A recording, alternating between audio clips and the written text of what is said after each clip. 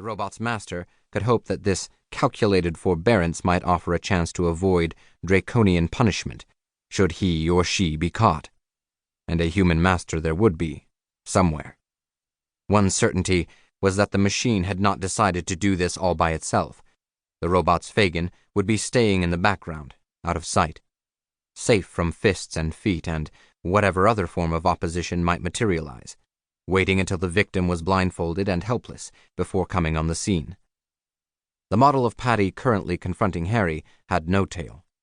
Neither was its grippers divided into fingers. The Fagin's all-too-human hands at this point, still remaining safely out of sight, would provide all the fingers necessary. He or she would walk on the scene only after the victim had been rendered helpless, clamped into immobility, and probably blindfolded.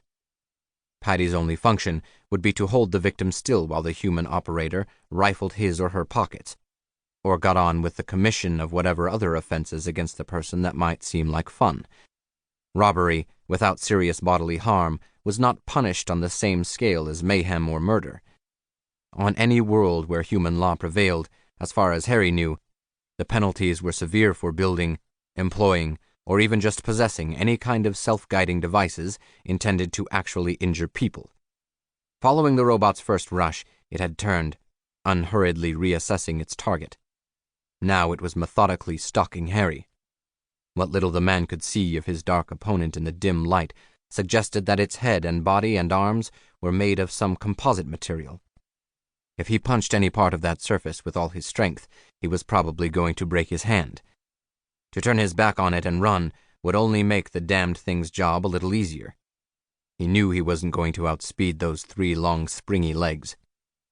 The robot closed in, and suddenly there was an opening, and before Harry could make a conscious plan, his body was doing its best to take advantage of the opportunity. His right leg got home with a thrusting kick on the bulky torso.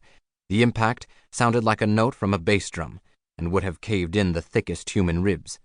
The robot was rocked back 1/2 meter or so, but that was all. One of its grabbers, flailing wildly, thrown off its aim by the force of the kick, bruised Harry's extended leg, but failed to catch hold. This was not the kind of machine that people used when they set out to commit murder. There were a lot of simpler ways of killing, less trouble and more reliable. So, even if Paddy caught him, it wouldn't kill, which meant he could take a bigger chance. He decided to let his left arm be seized. One gripper had caught Harry by the left wrist and yanked him almost off his feet. But he would bet his life that that one was pretty quickly going to let go of him again. Now another gripper had Harry by one ankle, so he could no longer kick effectively with either foot.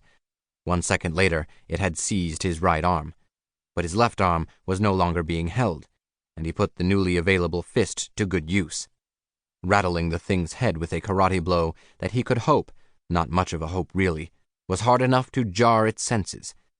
He struck again and again with his bladed left hand, satisfied to keep pounding even though he could get nothing like full power from an awkward position in which he was being held. 10 or a dozen hits like that, and suddenly he was free.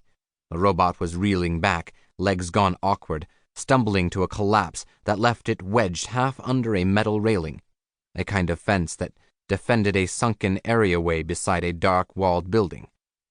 Gasping, picking himself up from where the thing had dropped him, Harry Silver stood unsteadily, a dark-haired man of indeterminate age, average height and wiry build, wearing the lightweight boots and coverall that served almost as a uniform for professional spacers.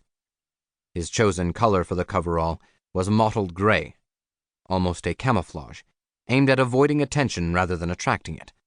Another violent encounter long years ago had left his nose pushed sideways, and it had never been entirely straightened. What the dim light revealed of his hands and forearms indicated strength. Before approaching his fallen opponent, Harry looked around. It appeared that whoever might be Paddy's Fagin, its human master and controller, was going to remain out of sight.